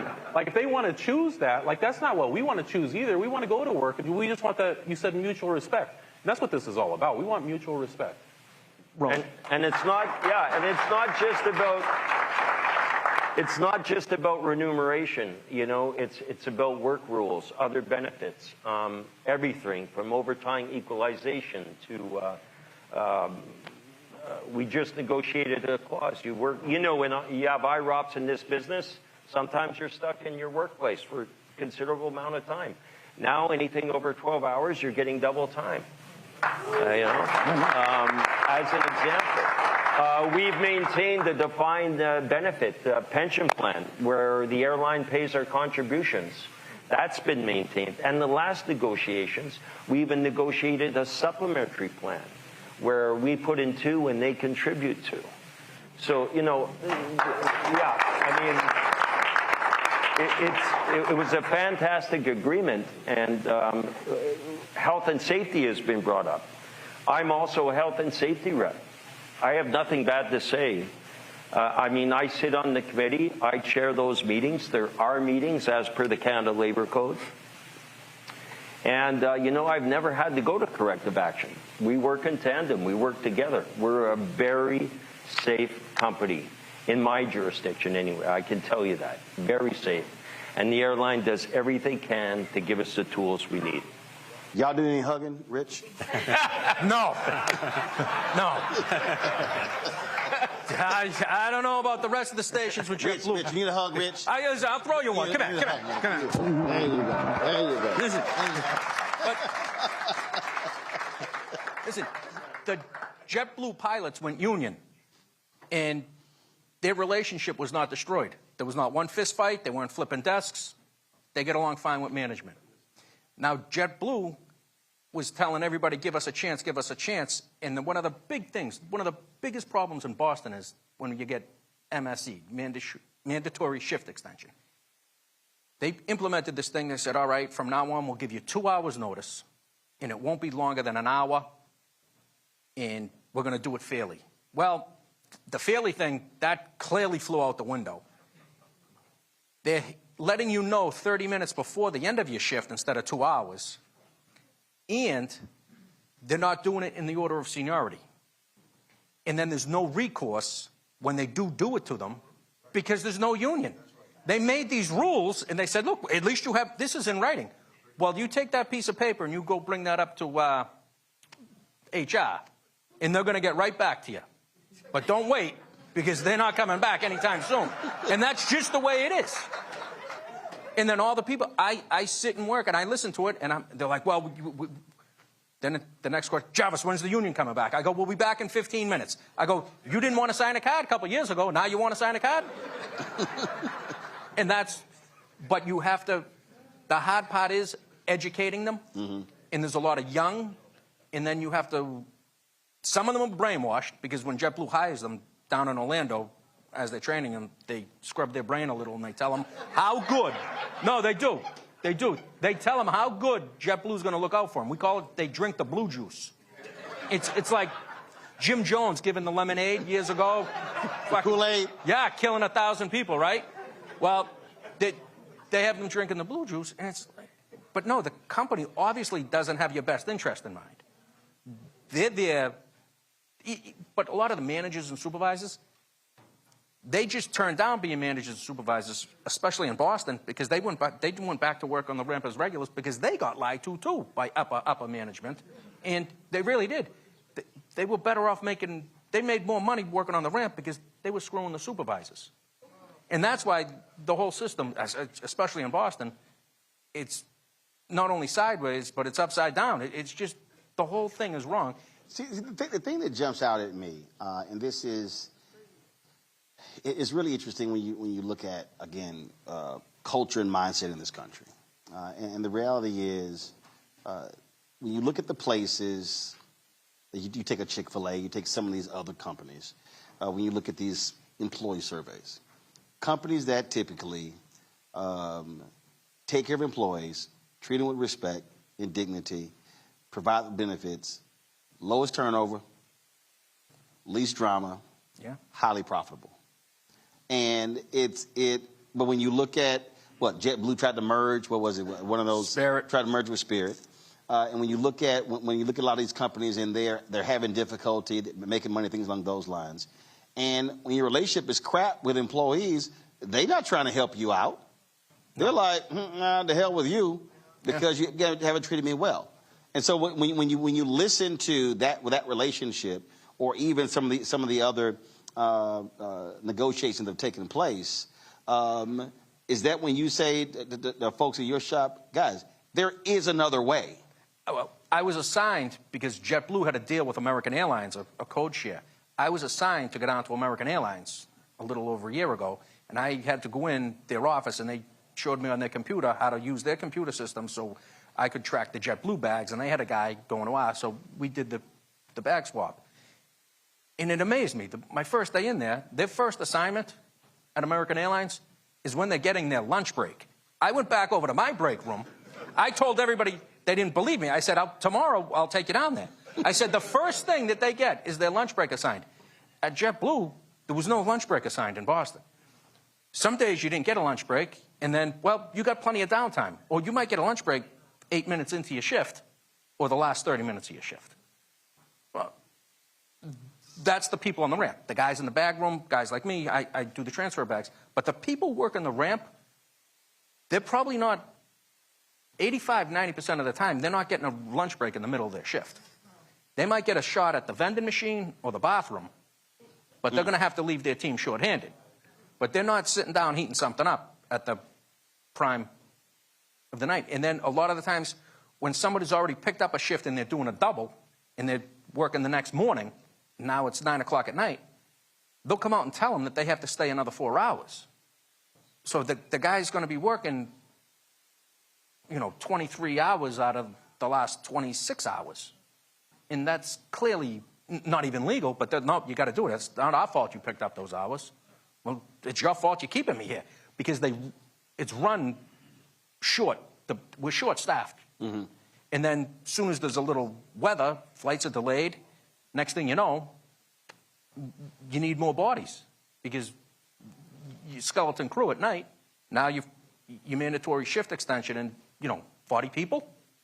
So do you not think, because of 2 years ago, do you think that JetBlue workers, well, the ones who actually are still there, right, are far more motivated to turn those cars in and get it done this time? Oh God, yeah, yeah, definitely. But there's still there's a very, very small percentage that are, I think they've been lobotomized, between me and you. They're not coming around. There's no. That blue juice is taking total effect. Yeah, you could listen.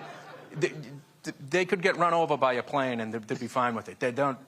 JetBlue has their back. They really believe that. Wow. You think you want to jump in? Well, The one thing that we hear over and over is quality of life work rules. We just went through, like talking about, first of all, the lunches. At the unionized carriers, in their contracts, they've got it written in their contract that you get your lunch between the 3rd and the 5th hour. It's not says, yeah, it's 4 hours. If you go past 5, you can file that you're going to be paid for that lunch if you don't take it within 5 hours into your shift. Yep. Damn Canadians. That's those Canadians. And the contracts at United and American and the other ones here in the United States, they have it as well. And some of the rules might be a little bit different, but you're not getting your lunch at the very beginning or the very end. And if you do, there's just a little show of respect. It's not going to break the bank that says thank you for taking your lunch at an inopportune time. The other part is we just go through the holidays and we watch, like United. I know their contract. I was talking to a guy that works for United. For our holidays, obviously we fly on holidays as well. So there's 10 holidays. At Delta, you can either float the holidays throughout the year for some other day, or you can get paid double time on that day if you choose to work it. At United, you can choose to float that day throughout the rest of the year, or you can choose to work it, but you get paid double time and a half. Like there's no reason that we have these work rules that lag the rest of the industry. And part of the problem is that our coworkers just don't know all these benefits that the union contracts gain them. It feels like on holidays, like, you know how you go to a slot machine and you hit the bonus and it just keeps racking up money? Like that's what the union contracts are doing with their work rules that they mention in there to get extra pay. And at Delta, we're busy sticking the quarter in and pulling the trigger one time, getting one spin out of the deal. So it's all these shows of respect. It's the quality of life. It's having everything that's defined that you can get, look at a book and see exactly what's going to take place. That's worth maybe not a dollar amount, but it's worth a lot in security, peace of mind. If there's one through line, this show, previous show, and my goodness, even when I talk about all the stuff we did during this election, it's just the number of people, you hear the phrase, when you don't know, you don't know. And it just requires a constant state of education for folks to understand that they're missing on a lot of stuff. And if they would just listen, get educated, read, and understand, then a lot of the complaints, there's a way to fix those issues. Except in Canada, y'all are correct. Management probably brings y'all birthday cakes. Yeah! Yep!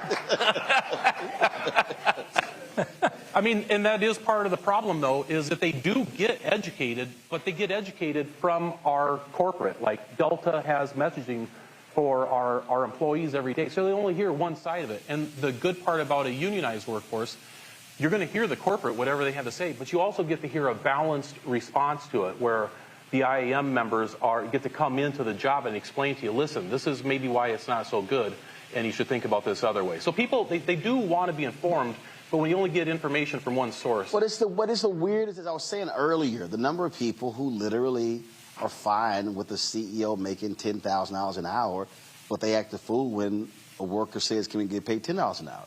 I can apply this. I mean, how many fans out there will bitch and moan that their favorite NFL player is holding out for better contract, and they're like, man, get back on the field. The owner's a billionaire. Yeah. And this is, I had folks with Black Census Lab. This was a few months ago. They had their survey. They did a survey, 211,000 African Americans. And in their survey, a majority of them were against raising corporate taxes because the company said, oh, they raise corporate taxes, y'all get laid off. When they're going to lay you off anyway, whether they like it or not. But it is the number of people who literally will take the side of management or corporate leaders over their own well-being, and then when layoffs come, then they're one of the folks that they go, what the hell? Well, do you see what you did? And it's just it's just a hard thing, I think, to get people to understand that. If I could point out, Roland, you mentioned, if I could just point out, you mentioned layoff, furloughed. That's also in our deal. So you're furloughed with our collective agreement. You have 25 years service, you'll be paid up to 1,000 hours. 1,000 hours paid. Now, during the pandemic, whoever would have thought that that clause would have come to use to that extent? But once again, it goes to show you what a collective bargaining agreement Oh, can listen, do. I need you, listen, my dad worked for Amtrak for 25 years. They got furloughed in Houston. He got paid for 7 years. Wow. Yeah, that's yeah. So like, he was at the crib every day. Now that kind of got on our nerves. Because he watched the damn news all day long.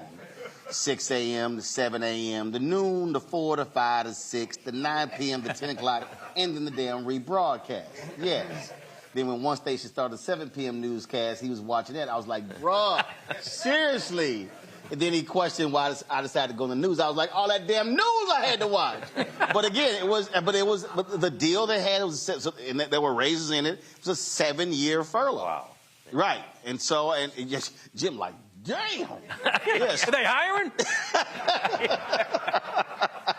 That's what happened. So, but again, that's what happened. But that was a negotiated deal.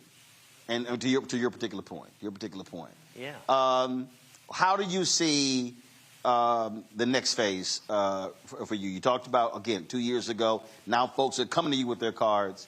How far away do you think you are from being able to get to the point where to call the election? I don't know, James. Is that classified? Can I? With a little bit of pressure on the gas pedal, we're probably just 2 months away. But your guys are highly motivated. Your men and women are highly motivated. Yeah, they're highly motivated. It's not going to take a lot considering their treatment. So it's, but again, there's going to require significant footwork. Right. Because you're going to have to talk to, because a lot of the new people will be like, oh, gee, I don't know. Let me talk to someone. When I was helping out with the Delta campaign, one guy, he said, let me ask my manager about this. I'm like, no, guy, don't. That's the wrong, that's the wrong answer. You're like, no, here's a list of fired workers you can call. So I gave him information, and I believe we eventually got his card. But there's a tremendous amount of educating. Unfortunately, this goes back to the school system and whatnot, and unions haven't been promoted the way they were when I was growing up. Mm-hmm. Just like not that long ago, obviously. David, I just got an email from one of your members. He said, you forgot to mention the fruit baskets. David, I'm just kidding. Any final thoughts? Anything? Yeah, if I can just say, the other thing about collectives, for me, the United Steelworkers has been a great experience in my life. It's a national local. It's many disciplines. I've met so many great people that are all really out for the same thing, a quality of life for our brothers. And I've really had some great relationships. And it's been really a rewarding experience for me to be a part of the United Steelworkers. So there's that element too. Unions are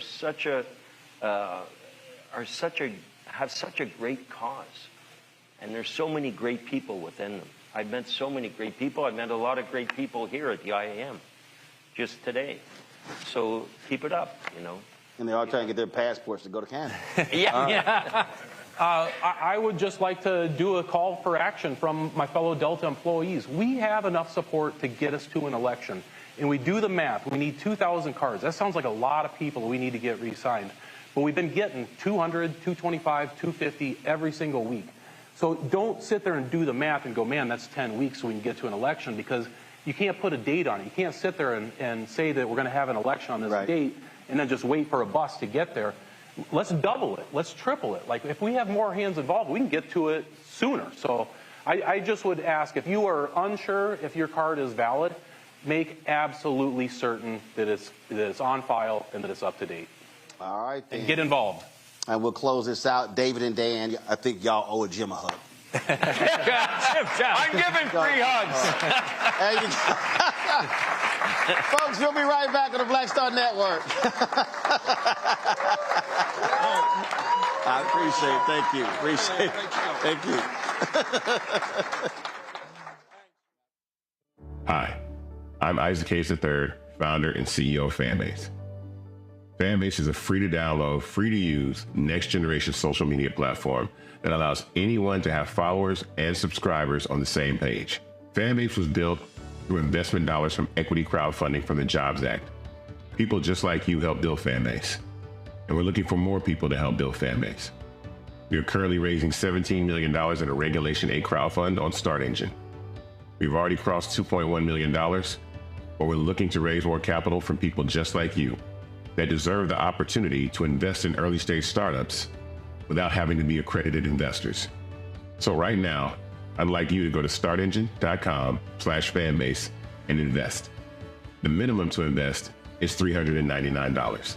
That gets you 60 shares of stock in Fanbase right now, today. And then use Fanbase to connect with friends, grow your audience, and be you without limits.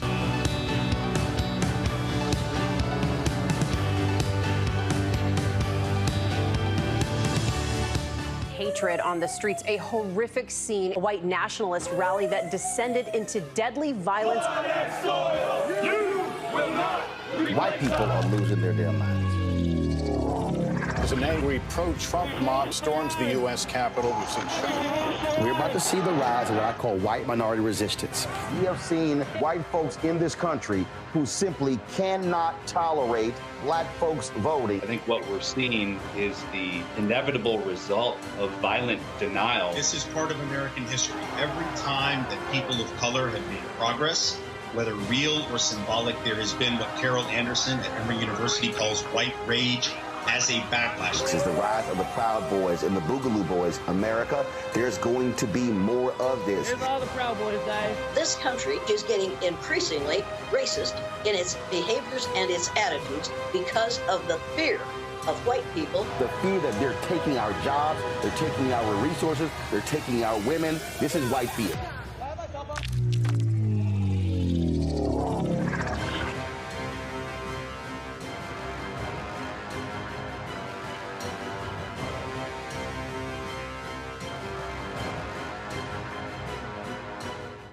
On the next Get Wealthy with me, Deborah Owens, America's Wealth Coach, Black Americans have 1/10 the wealth of their white counterparts. But how did we get here? It's a huge gap. Well, that's why we need to know the history and what we need to do to turn our income into wealth. Financial author and journalist Rodney Brooks joins us to tell us exactly what we need to do to achieve financial success. You can't talk about why we are, as black people, where we are, unless you talk about how we got here. Bridging the gap and getting wealthy, only on Black Star Network.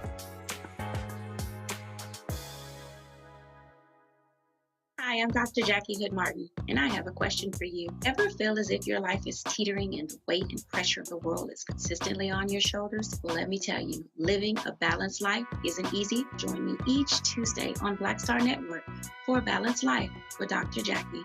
We'll laugh together, cry together, pull ourselves together, and cheer each other on. So join me for new shows each Tuesday on Black Star Network, A Balanced Life with Dr. Jackie.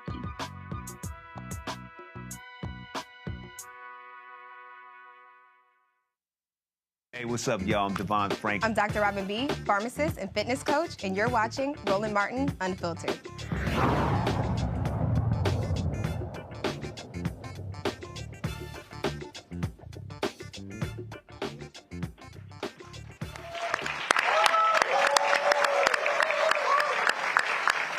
All right, folks, welcome back for our final segment. Again, we're at TWA Hotel here at JFK Airport, here with IAM. It's been a fantastic show. We're going to close this out. Richie Johnson joins us, returns back, General VP, IAM Air Transport Territory. James Carlson, Transportation Coordinator, IAM as well. Gentlemen, glad to see both of you. James, I'll start with you. So, last segment, we heard Dan talk about, again, getting folks to return those cars. But so just explain the system. Like, how does a person know when they sign, when it expires, how are they notified? Is it a text message? Is it an email? Are they told in person? How does that work? So, Roland, and thanks for having us on. And we do everything. So you know, we have all the data at our headquarters, and what we do is every single week we look at what cards are expiring, and we text message those folks. We send a letter in the mail to those folks. We phone bank those folks. Sometimes we even get in our cars and house call those folks. We send that information to the inside committees who, and I just have to say, you know, and they don't get enough credit here, is that these workers are very brave and courageous, and they care deeply about their workplace and their coworkers, and that's why they're doing this. But because they're doing two jobs. That's correct. It's two jobs. It's their job, and then it's their union job. It's incredibly difficult, and carriers that union bust will take workers who are very effective at talking and educating their coworkers, and they'll put them in a different job assignment, and they'll, you know, sit them by themselves somewhere, or they'll harass them and target them sometimes. But they have a federal right to do what they're doing. This is protected under federal law. You can talk about the union. You can sign cards in non-work areas during non-work times and talk to your coworkers. It's not wrong. You can't get in trouble for doing it, and it's going to benefit you and every single person that you work for to have a voice in your career for your family. And it's 45 cities? Yeah, 45 cities from San Juan, Puerto Rico to Anchorage, Alaska, out to Honolulu, Hawaii. So, yeah, it's a pretty big undertaking. But listen, there's nobody in the labor movement that has done what these workers have done. And at JetBlue, too. 20 years, and they got to an election. That is great work. So it's funny you talk about folks removed from one job going somewhere else. I think about Renault Robinson. He of course founded the Black Patrolmen's Union in Chicago. They hated him so much they assigned him to patrol an alley. Yeah, well, and they would drive by every hour to see if he was standing right there. And if he wasn't, because the whole goal was to fire him. And so they tried everything to get that brother out. But he was like, okay, fine, I'm gonna walk this damn alley every single day. And that's what he did, but he never gave up. And that's what these workers aren't doing. They're not giving up. And this is about really sometimes we like to classify people. You know, you have politics that's going on. You have, you know, racism. You have gender-based divisions that you know are trying to be brought out. This is a worker. It doesn't matter who you supported in a presidential election. It doesn't matter who you love. It doesn't matter what color you are. And that's the great thing about the union movement, right? We're everybody and we're together. And that's the key to this, is workers to raise their consciousness and know what is possible, right? You don't have to go to work a flight attendant once told me this. She said, when I have to go to work at Delta Airlines, I have to become a different person, because she was scared to be targeted. She's saying, when I talk about the union, and she never gave up. To this day, she still does it. But that's what these workers are for. They're forced into a situation in which they can't relate freely, and they're inundated with messages and inundated with fear and risk.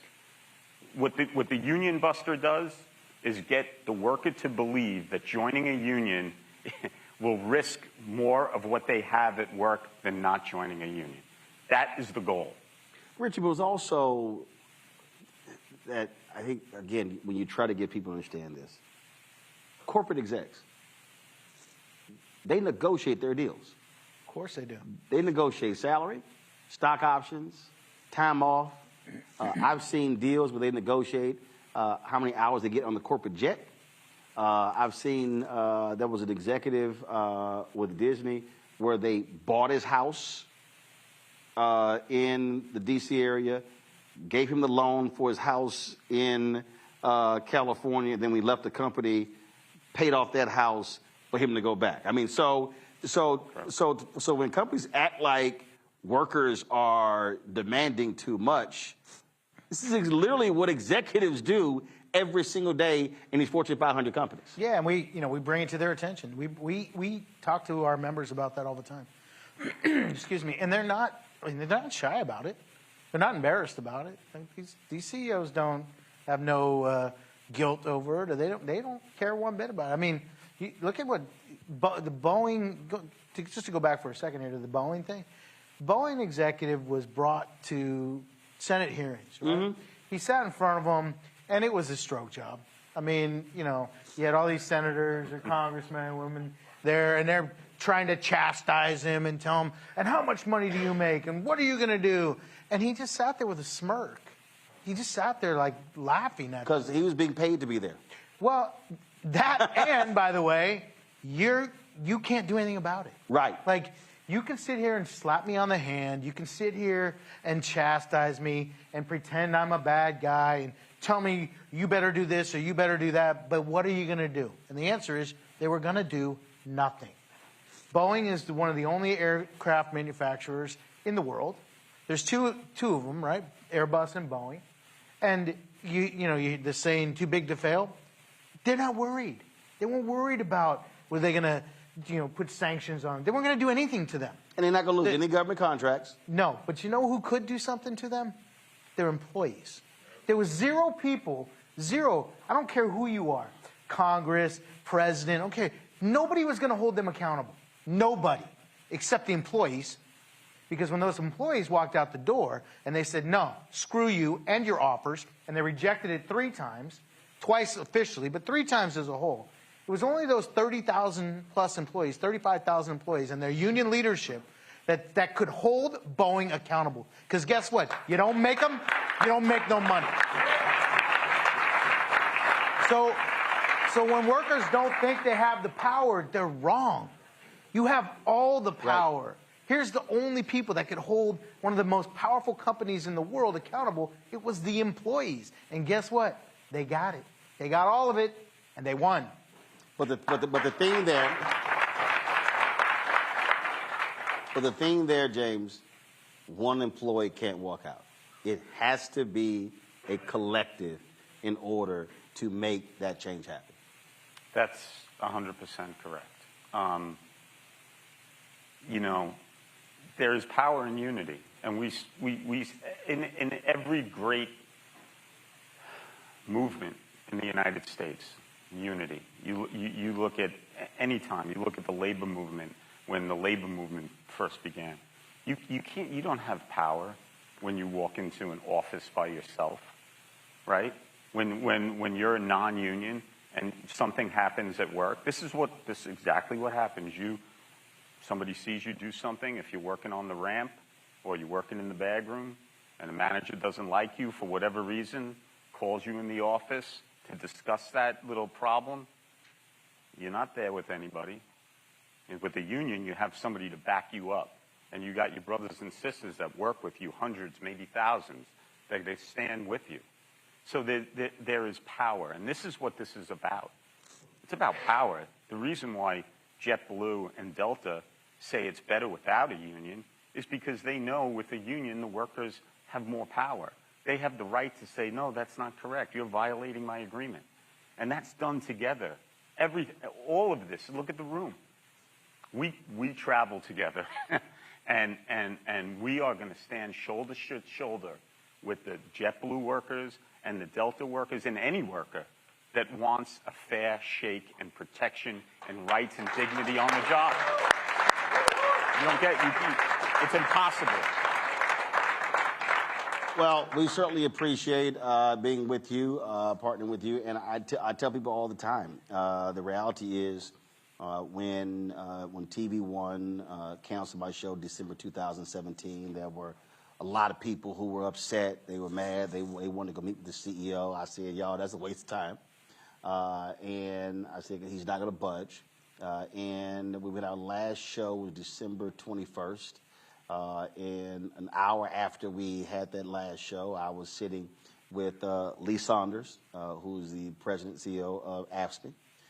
And Lee is an Alpha fraternity brother of mine. And he was bemoaning the fact of the show. He said, hey, we need this voice, especially going to election year.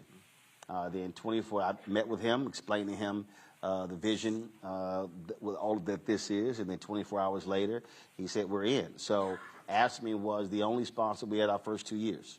And that's what allowed us to be able to build this, create this show, and going from 157,000 YouTube subscribers to now 1.52 million. And so, you know, we've been doing 25, 30 million views a month. And so if it wasn't for them, we would not have been able to launch this show the scale that we did and to be at this point 6 years later. So so again, understanding why voices matter.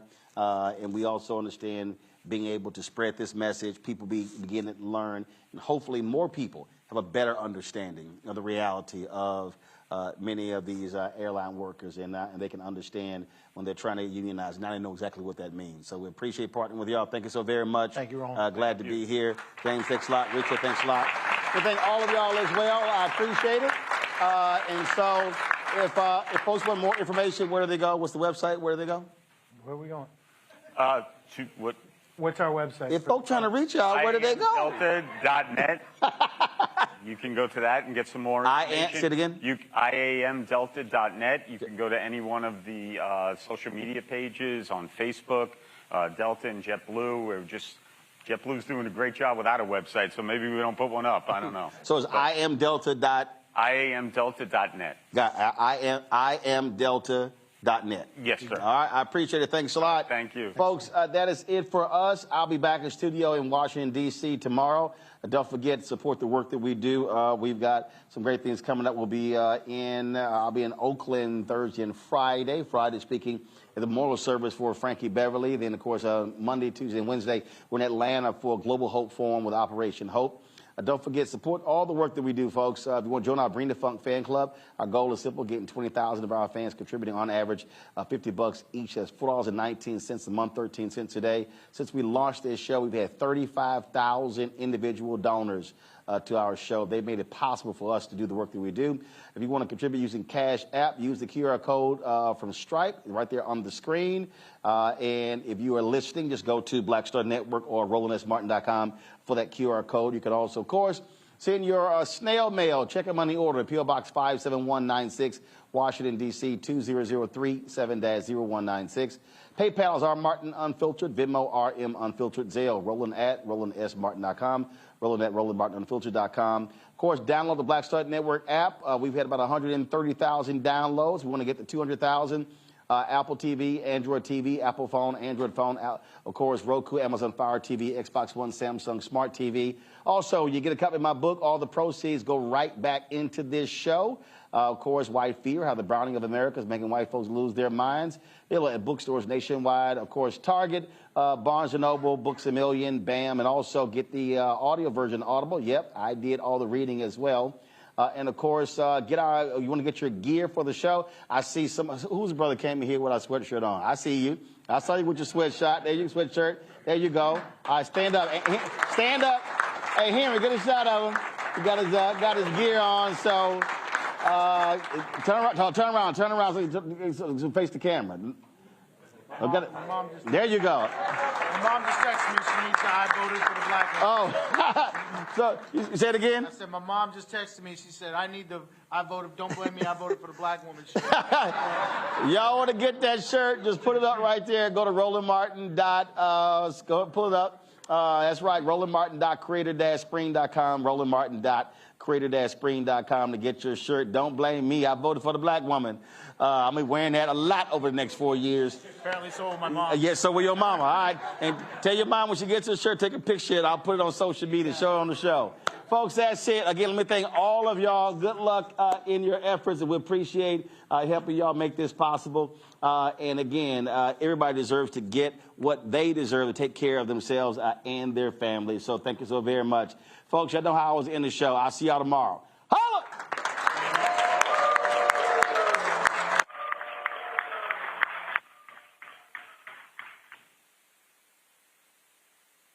Black Star Network is here.